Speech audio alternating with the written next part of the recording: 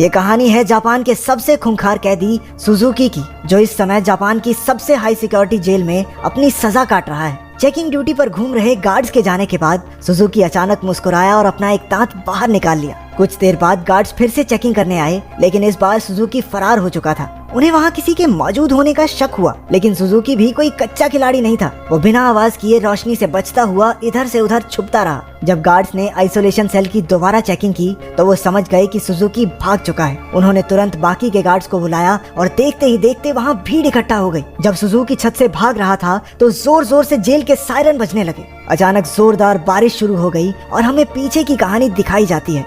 12 साल पहले कुछ कैदियों को एक जेल में लाया गया था। उनमें से एक सुजुकी भी था, जो वहाँ 10 साल की सजा काटने आया था। क्योंकि वो कभी कुछ बोलता नहीं था तो सबने मान लिया कि वो शायद गूंगा है। उसकी छाती पर माउंट फिजी का उल्टा टैटू भी था। सुजुकी उस समय भी जेल से भागने के लिए मशहूर था और अब तक 3 बार ऐसा कर चुका था। इसके बाद सुजुकी को एक छोटे से कमरे में लाया गया जहाँ सिर्फ एक रोशनदान था। उसने रोशनदान को ध्यान से देखा। उसके दिमाग में जरूर कुछ चल रहा था। बाहर गार्ड ने जेल के वार्डन मिस्टर कानीमुरा से कहा कि सुजुकी इस बार तो हरगिज नहीं भाग पाएगा, लेकिन जैसे ही उसने शीशे से देखा सुजुकी तो पहले ही गायब हो चुका था। वार्डन ने पूरे शहर को घेरने के ऑर्डर्स दिए ताकि सुजुकी किसी भी हालत में बच ना पाए, लेकिन गार्ड्स ने तो उसे 20 ही मिनट में पकड़ लिया। पता नहीं क्यों पर सुजुकी ट्रेन की पटरी पर सीधा भागता जा रहा था। इसके बाद उसे फिर से उसी कमरे में कैद कर दिया गया, लेकिन इस बार उसके हाथों में हथकड़ियां थी। जब एक गार्ड ने अंदर झांक कर देखा तो सुजुकी मुंह पर चादर ओढ़े सो रहा था। गुस्से में उसने सुजुकी को चादर हटाने को कहा, क्योंकि वो कोई चांस नहीं लेना चाहते। लेकिन जब बार बार कहने पर भी उसने चादर नहीं हटाई तो गार्ड्स ने मिलकर उसकी बुरी तरह पिटाई की।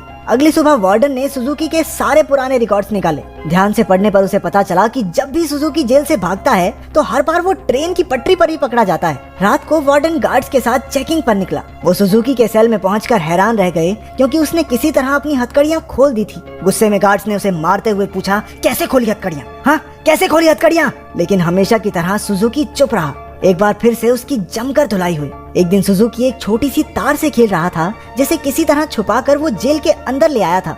सवाल ये उठता है कि वो इस तार को अंदर लाया कैसे? मुंह में छुपा के? ना, गू में छुपा के। इसी तार की मदद से वो अपनी हथकड़ियां खोलता था। कुछ दिन बाद वार्डन 1 हफ्ते की छुट्टी पर अपने घर चला गया। अब सुजुकी के पास भागने का बहुत अच्छा मौका था। उसने अपनी तार निकाली और ताला खोलने की कोशिश की। जल्द ही वहाँ एक गार्ड चेकिंग के लिए आ गया। उसने झांक कर देखा कि सुजुकी फिर से अपना मुंह ढककर सो रहा था, लेकिन इस बार गार्ड बिना कुछ कहे चला गया। लेकिन असलियत तो ये थी कि सुजुकी अंदर था ही नहीं। वो तो छिपकली बनकर छत से चिपका बैठा था। वो जेल से भागने के लिए सही मौके के इंतजार में था। गार्ड के जाने के बाद वो धीरे धीरे ऊपर तक पहुंच गया। उसने छत की एक खोखली जगह पर मुक्का मारा और वहाँ से भाग निकला। जब गार्ड्स को पता चला तो उन्होंने तुरंत सायरन बजा दिया। वार्डन को भी खबर पहुंचा दी गई और वो तुरंत जेल के लिए निकल गया। अगली सुबह पुलिस वाले सुजुकी को पकड़ने का प्लान बना रहे थे। तभी वार्डन भी वहां पहुंच गया। उसने कहा कि सारे प्लान छोड़कर सिर्फ एक टीम पास की ट्रेन की पटरियों पर भेज दो। ऑफिसर्स को भी लगा, अरे बूढ़ा हो गया वार्डन, दिमाग सटिया गया इसका। अरे वो पागल थोड़ी है, हर बार सेम जगह जाएगा।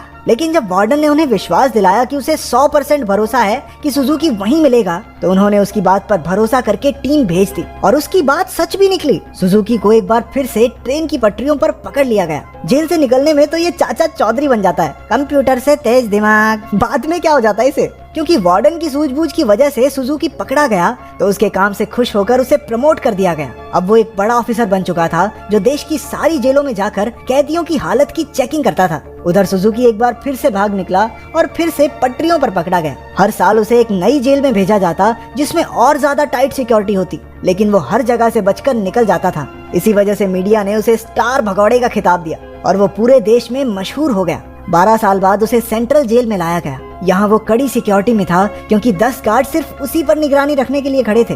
उसका कमरा भी पूरी तरह सीमेंट से बना था और दरवाजे पर कई ताले थे। ये वही आइसोलेशन सेल है जो हमने कहानी की शुरुआत में देखा था। गार्ड्स के जाने के बाद सुजुकी ने चारों ओर नजर दौड़ाई। वो एक बार फिर से भागने की तैयारी में था। एक गार्ड ने खाना लाकर उसके सेल में रखा, लेकिन उसके जाने से पहले ही सुजुकी ने उसे पकड़कर हथकड़ी लगा दी। गार्ड ने तुरंत सीटी बजा दी, जिससे कई और गार्ड्स वहां आ पहुंचे। उन्होंने मार मार कर उसकी बुरी हालत कर दी। होश आने पर सुजुकी ने दरवाजे से गार्ड्स को जाते देखा। उसके चेहरे से खून टपक कर लोहे की सलाखों पर गिर रहा था। अगली सुबह गार्ड्स ने उसकी हथकड़ियों पर कुछ और पेंच कस दिए, ताकि इस बार वो उन्हें खोल ना पाए। जाने से पहले वो एक बार फिर से उसके शरीर की थोड़ी मेंटेनेंस करके गए। इसी तरह सुजुकी के दिन बीत रहे थे। वो जानबूझकर गार्ड से पंगे लेता, वो उसे मारते और फिर वो अपना खून लोहे की सलाखों पर टपकाता। एक दिन गार्ड्स ने उसे इतना मारा कि उसका दांत टूटकर गिर गया, लेकिन सुजुकी ने उसे उठा लिया और उसे देखकर अजीब तरीके से मुस्कुराने लगा। ऐसा लग रहा था जैसे ये सब उसके प्लान का ही हिस्सा है। इसके बाद सुजुकी दीवार पर अपने दांत से कुछ बनाने लगा। कुछ हफ्तों बाद सुजुकी ने एक और गार्ड पर हमला कर दिया। इस बार उसे सबसे खतरनाक सजा दी गई। उन्होंने उसे एक लंबी जंजीर से बांधकर ऊपर लटका दिया। 1 साल बीत गया और सुजुकी अभी भी सजा काट रहा था। उसकी हालत बहुत बुरी हो चुकी थी। शरीर सड़ने लगा था और उसके घावों पर कीड़े पड़ चुके थे। आखिरकार उस शाम गार्ड्स ने आकर उसकी जंजीरें खोल दी। पूरे 1 साल बाद उसे चैन की सांस आई थी। उधर पुराना वार्डन मिस्टर कानेमुरा वहाँ की जांच करने पहुंचा। उसने आइसोलेशन सेल में जाकर देखा कि सुजुकी की हालत बहुत खराब थी, लेकिन वो उसे नजरअंदाज करके वहाँ से चला गया। इसके बाद वही रात आई जहाँ से कहानी की शुरुआत हुई थी। जब बाहर बिजली कड़कने लगी तो सुजुकी ने अपने प्लान को अंजाम दिया। उसने अपना दांत निकाला और हथकड़ियों के पेंच खोलने लगा। असल में सुजुकी दीवार पर दांत से कुछ बनाता नहीं था, बल्कि वो तो उसे घिस घिस कर तीखा कर रहा था ताकि उसके इस्तेमाल से पेंच खोल सके। हथकड़ियों से आजाद होकर उसने दरवाजे पर जाकर लोहे की सलाखों को धक्का देना शुरू किया। लगातार खून टपकने की वजह से सलाखों पर जंग लग चुका था। कुछ ही पलों में सलाखें टूट गई और सुजुकी जेल से फरार हो गया। इसके बाद सुजुकी के जन्म की कहानी बताई गई। उसके पैदा होते ही उसकी माँ की मौत हो गई थी और उसका बाप जेल में सड़ रहा था। इसी वजह से वो अपने रिश्तेदारों के घर पला। एक दिन सुजुकी जंगल में प्रैक्टिस कर रहा था जब उसे दूर से एक आदमी आता दिखाई दिया। ये कोई और नहीं उसका बाप था। उन्होंने कुछ समय बातें की और तभी उसने अपने पिता की छाती पर माउंट फिजी का एक टैटू देखा। बदकिस्मती से जल्द ही वहाँ कुछ पुलिस वाले आ गए जो सुजुकी के पिता को पकड़ना चाहते थे। वो उन्हें देखकर रेल की पटरी पर सीधा सीधा भागने लगा। इस दिन सुजुकी ने कसम खाई कि एक ना एक दिन अपने पिता से जरूर मिलेगा। वर्तमान समय में सुजुकी फरार होकर एक बार फिर से पटरियों पर दौड़ रहा था। मिस्टर कानीमुरा ने पीछे से उसे रुकने के लिए आवाज दी और हैरानी की बात ये थी कि वो रुक भी गया। कुछ ही देर में गार्ड्स की एक टीम आकर उसे पकड़कर ले गई। देश की सबसे कड़ी सिक्योरिटी की जेल भी सुजुकी को नहीं रोक पाई, इसलिए मिस्टर कानीमुरा ने उसे धरती की सबसे खतरनाक जेल प्रिजन आइल में भेजने के ऑर्डर्स दे दिए। प्रिजन आइल किसी मामूली जेल की तरह नहीं थी। वो समंदर के बीचों बीच बनी थी जहाँ लगातार तेज बहाव रहता था और सबसे जरूरी बात वहाँ ट्रेन की पटरी तो बिल्कुल नहीं थी और तो और समंदर शार्क से भरा हुआ था, इसलिए वहाँ से भागकर बच निकलना एकदम नामुमकिन था। जेल के अंदर के हालात भी इतने ही खतरनाक थे। पूरी जेल में चारों ओर हजारों गार्ड्स थे और अगर कोई कैदी भागने की कोशिश करता तो उसे देखते ही गोली मार देने के ऑर्डर्स थे।